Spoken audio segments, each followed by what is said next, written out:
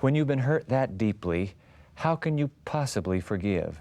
You have to understand, this was a man that I had feared since the first moment I laid eyes on him. How much time had gone by from that first moment till the execution? 4.5 years. 4.5 years. And wow. for 4.5 years, he was the first thing that I thought of when I woke up, the last thing that I thought of before I went to sleep.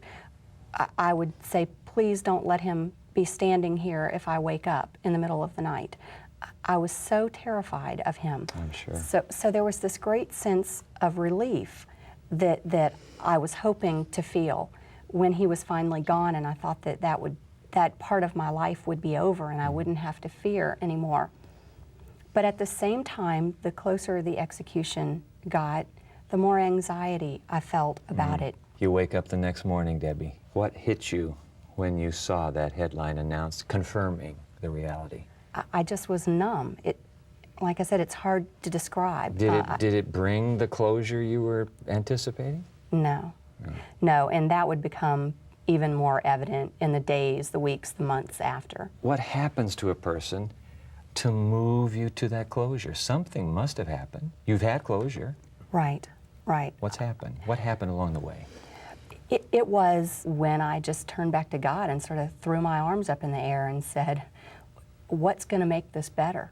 And how can you help me now? I give up. I'm willing to let you do it. This is just so much bigger than me. Experientially, what happens when a person forgives? The whole process of forgiveness happens in steps. It's not an event. A lot of people think that it's an event, and once they say, I want to forgive, I do forgive, help me to forgive, that's it. The pain goes away, everything's okay. That's not what happens. At the time, I was sort of thinking that maybe that's what would happen.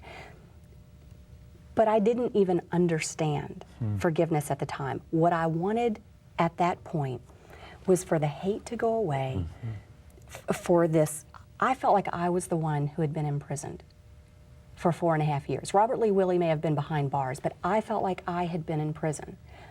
I wanted that gone. I wanted to quit being controlled by the past, and I wanted to all of a sudden experience a freedom that would help me be able to move into the future. That's what I wanted. I wanted it all at once that night. It didn't necessarily happen like that, but it was a step. I did feel the freedom that came with that initial step in forgiveness. One of the things that really got my attention was when it says in the Bible that we will be forgiven as we are willing to forgive others. And when I took a look at my life, and over the 4.5 years after my kidnapping and before Robert Willie's execution, and even some time after that, I had really made a mess of my life, and I needed to be forgiven by God. I needed to be forgiven by God mostly for turning my back on him for 4.5 years and blaming him for what happened to me.